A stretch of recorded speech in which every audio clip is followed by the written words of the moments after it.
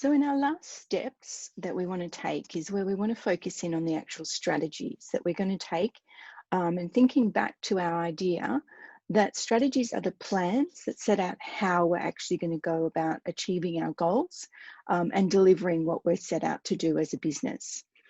And so in the book, because this section's about planning, we really focus in on how we formulate the strategies.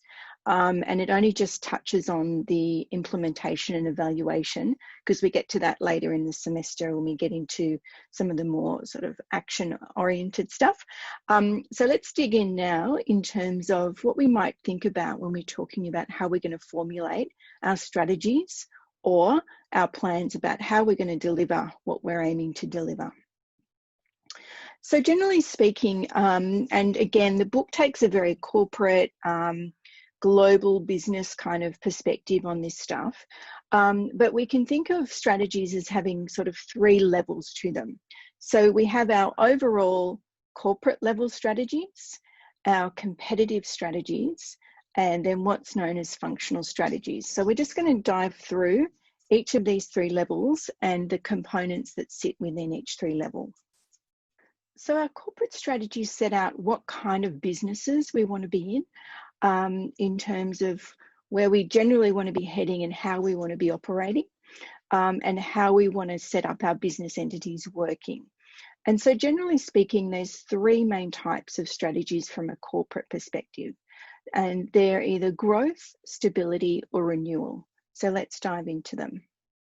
So growth strategy is the most common one you would expect to see. So this is where the organization or the venture is trying to expand, either in terms of the markets that it serves. Often it's in terms of products offered. So again, if you're a record label, you'd be having your bands either putting out new releases, or you'd be increasing the number of bands that you have and then their new releases. So you're offering more and more products out to the market. Or you might start to expand the markets that you serve by, say, if you start in the hip hop market, you might then expand out to include the urban market so that you're expanding your market share.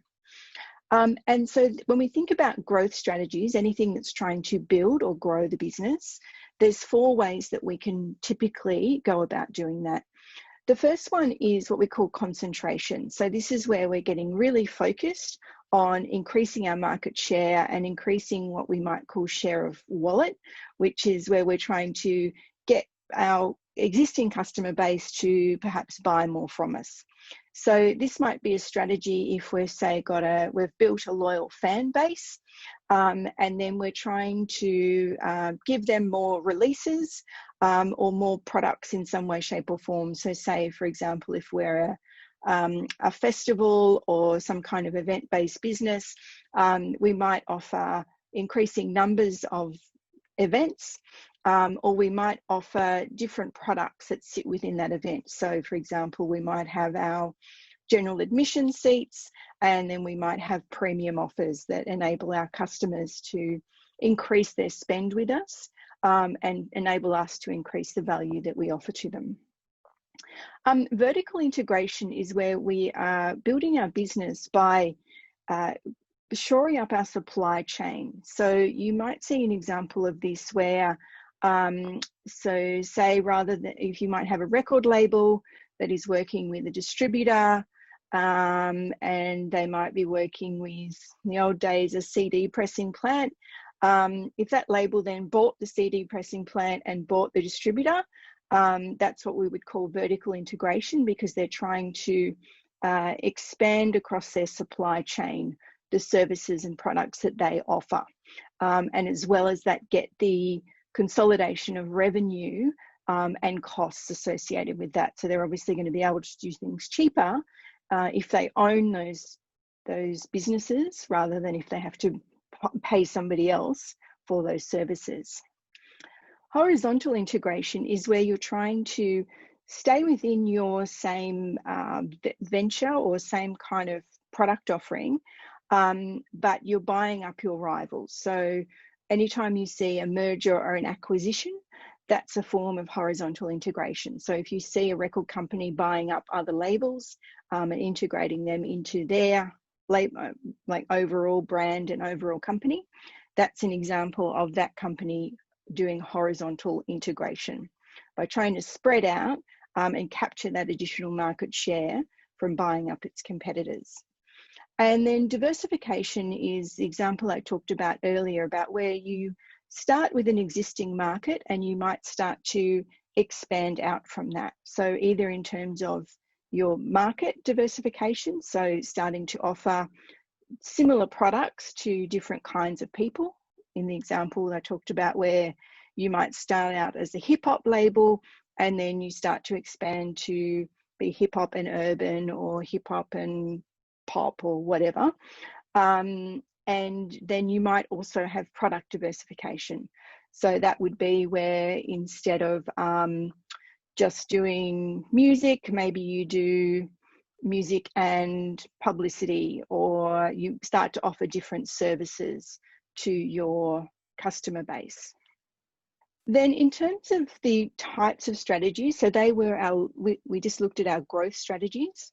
The other types of strategies are stability or renewal. So a stability strategy is just where an organization has kind of reached a good place.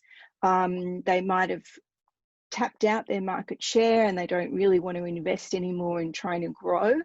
And so they want to just continue to do what they're currently doing and do it well.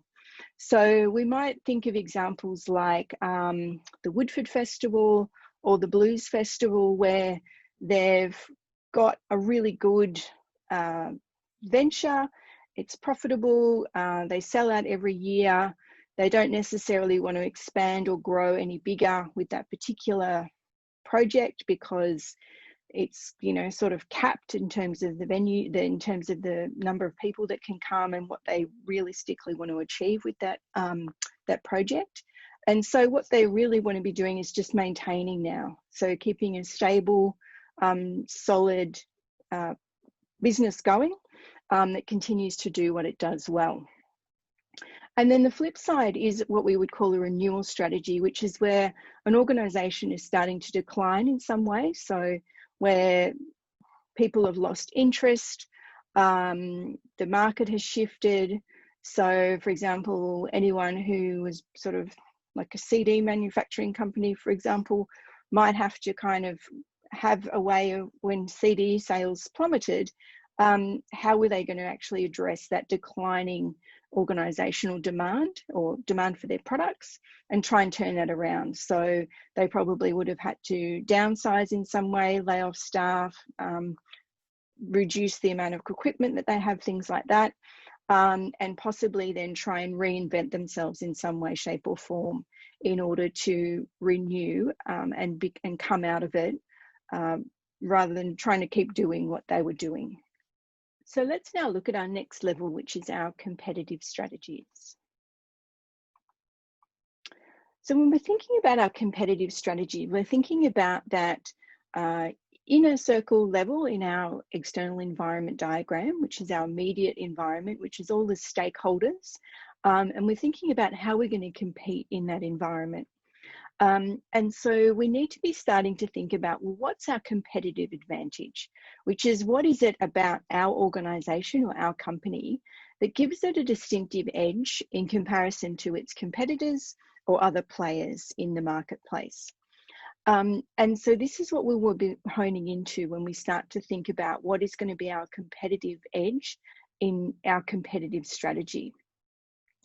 And again, the book sort of takes a very corporate approach and a multi-level approach that often isn't necessarily the case in the music industry, where they would have these strategic business units. So this is most often seen where you've got a conglomerate of different sort of businesses that sit within one big corporate structure.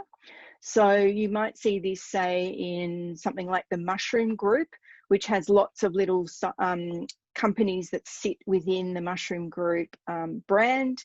You might see this in something like Live Nation, where they've got, you know, lots of different entities that operate under that single Live Nation brand.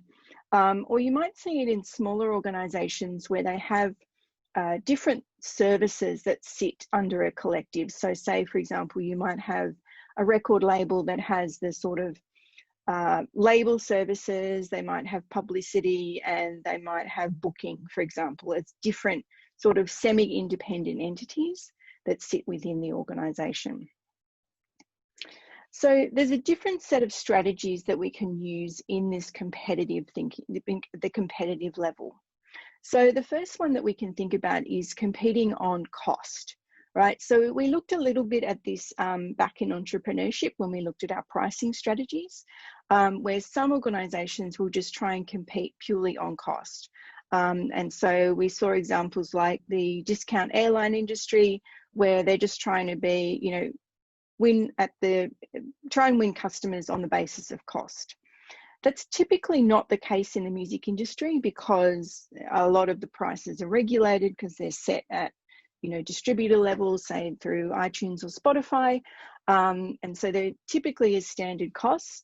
And you typically wouldn't have, say, you know, two artists trying to outcost each other in terms of who's going to have the lowest ticket price, because it just sort of doesn't necessarily work that way. But there may be times where there's things that happen that are about competing on cost. But generally speaking, it's not a big deal in the music industry. What is more common is the idea of differentiation. So it's about the actual products that you're producing, which is normally the music or the act in some, you know, way, shape or form in terms of the experience of a performance. And you are generally tending to compete on that basis, which is about the quality of the music and the songs that are being produced.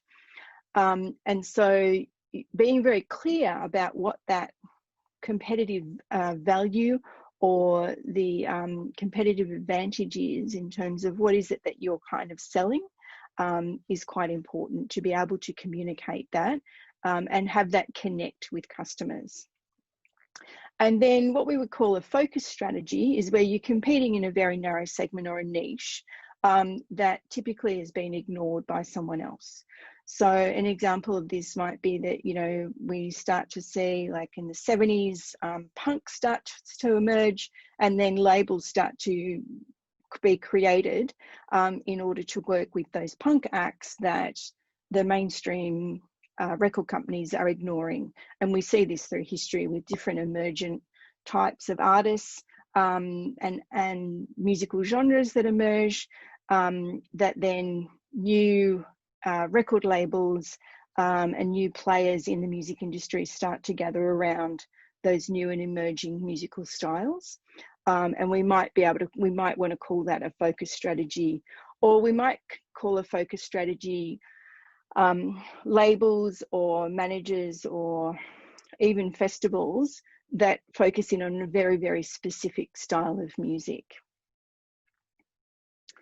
And so then our third level, and keeping in mind as well that at each level, each lower level, you want to be kind of making sure that there's alignment up to the top. Yep.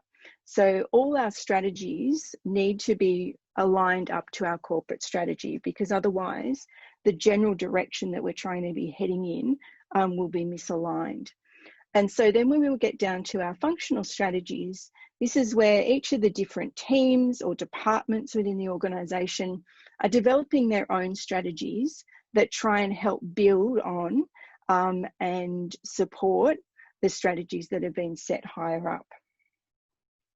So we might have, for example, if we're trying to break a new artist, we might have our finance department decide that, look, let's go out with a 99-cent offer that is going to be a kind of price leading strategy to try and cut through in the market. And we might do that for a short period of time to try and stimulate interest in the act.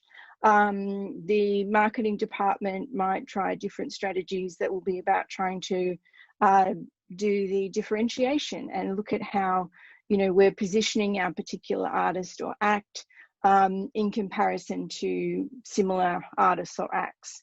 And similarly, if we're a record label, we're going to be trying to position ourselves in comparison to our peers, to sort of present how we're different and what is it about us that is more appealing than our peers.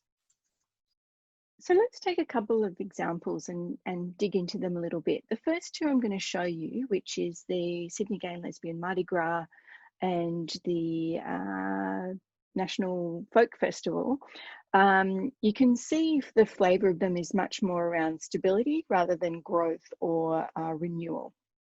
So let's have a quick look at this one, which is the Gay and Lesbian Mardi Gras in Sydney. And so we saw before that this was their list of strategic priorities. And as you can imagine with the Gay and Lesbian Mardi Gras, that it's very well established. It's been going for several decades. It's very popular, very well organised. Their opportunities for growth are fairly limited. And so their focus at the moment is much more on just continuing to do a really good job of what they do. And so, and also about it's also moving much more into sort of outreach activities. So being able to expand beyond just the Sydney event to having that more broader influence and impact. And so you can see in their strategic priorities that they're fairly well laid out just in terms of just what they're intending to do. And this is a fairly high level document. They would have much more fine-grained ones that sit underneath this as well. But just to kind of give us a sense of what, you know, a sort of public level strategic scene setting document might look like. And so this is under their first strategic priority about being a world leading festival. They've identified that their key strategies about how they're actually going to go about doing that is this list of things here. So I'll leave it to you rather than rabbiting on. I'll let you have a look at that yourself to kind of see how they've formulated these different strategies. And it continues on in that same formula. So whatever their overall objective is, and then how they're actually going to achieve that objective. The next one is this nice sort of succinct one. And again, the National Folk Festival, as you can see, it's been around since 1967, very well established, well populated. So there's not a huge desire or interest in growth that is reflected in this document. And you can see that here in terms of their list of strategies. So, you know, you can see words here like maintain, ensure, create a dynamic environment. So, you know, just a lot of continuation, ensure stable financial reserves. So they're not looking to necessarily invest anything or, you know, go out on a limb in any respect. They're kind of wanting to just continue to maintain a good product. So you can see how those strategies become formulated there, and also how they've broken them down into different areas. So they've got their artistic goals, financial goals, and then strategies that sit along each side of those, marketing and communication goals, etc., etc. And then the last one I'm just going to show you, which I encourage you to dive in and have a look at, is this Victorian jazz industry strategic plan. And so starting on page 20 of that document, we start to see some of the specifics around their strategies. So most of the document before this is sort of diagnosis about where the jazz industry is in Victoria. And it's a clear set of identification around that jazz is a very aging audience base. And so what they're wanting to do is really try and engage young people in jazz music. And so you can think of this as either a renewal strategy, which it probably is. It's about how do we renew the jazz industry in Victoria, or you could consider it perhaps a diversification strategy around how do they expand the age group from, you know, older people to more younger people. And so then there's strategies which they've called actions in this document, goes through each of those different ideas or what they've identified as opportunities in their document, and then what they're going to do. So what's the actual strategy that they're going to try and implement in order to make that opportunity a reality. So have a look at those 3 documents. Again, you can see that they're often formulated in different way, laid out in different way, sometimes with different wording, but similar overall process and goals in mind in terms of why they're actually doing these activities.